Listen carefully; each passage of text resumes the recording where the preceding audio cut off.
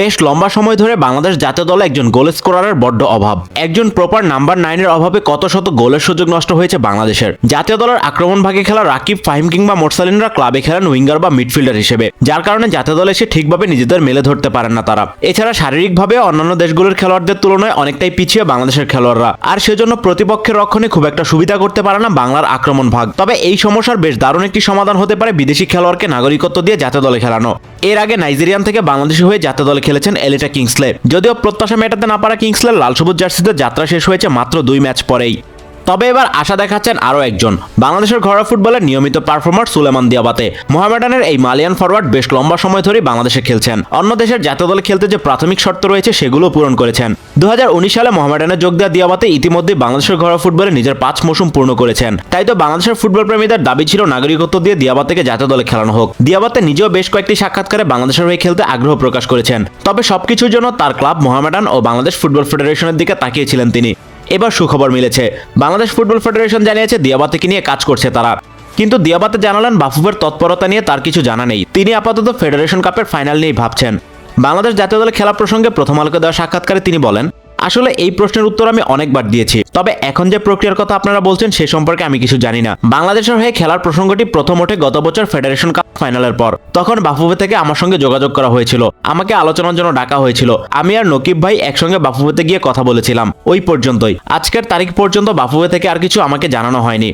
তবে বাফুফের সাধারণ সম্পাদক ইমরান হোসেন তুষার জানিয়েছিলেন দিয়াবাতের ব্যাপারে প্রক্রিয়া শুরু করা হয়েছে, নতুন করে তাকে আনুষ্ঠানিক আমন্ত্রণ জানানো হয়নি। তবে প্রক্রিয়া এগিয়ে গেলে তাকে এ ব্যাপারে আনুষ্ঠানিক আমন্ত্রণ জানানো হবে। দিয়াবাতেকে বাংলাদেশ দলে খেলানোর প্রক্রিয়া খুব একটা সহজ নয়। এই মুহূর্তে ব্যাপারটি স্বরাষ্ট্র মন্ত্রণালয়ে রয়েছে, ইমিগ্রেশন বিভাগে খোঁজ খবর করা হচ্ছে। তাদের কাছ থেকে দিয়াবাতের বাংলাদেশের অবস্থান সম্পর্কে তথ্য সংগ্রহ করা হচ্ছে। দিয়াবাতের সাথে কিন্তু আমরা বসেছিলাম, তো তার কাছ থেকে আমাদের জানা ছিল যে আমরা তার পাসপোর্ট, যেমন এডিটার নাইজেরিয়ান পাসপোর্ট কিন্তু তাকে হ্যান্ড ওভার করতে হয়েছিল নাইজেরিয়ান অথরিটির কাছে, এরকমভাবে তার কাছ থেকেও জানার ছিল। প্লাস সে জানিয়েছে যে এরকম সে ডুয়াল সিটিজেন নিতে পারবে।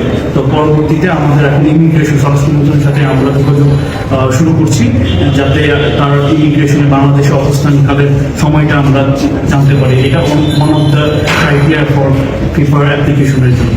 নিশ্চয়ই সামনে আপনারা ভালো নিউজ শুনবেন। দিয়াবাতে অবশ্য এত কিছু বোঝেন না, তার সোজা সাপটা কথা। দেখুন, কি প্রক্রিয়া আমি বাংলাদেশের হয়ে খেলবো আমি জানি না, এটা আমার বিষয় নয়, এটা বাফুফের দায়িত্ব।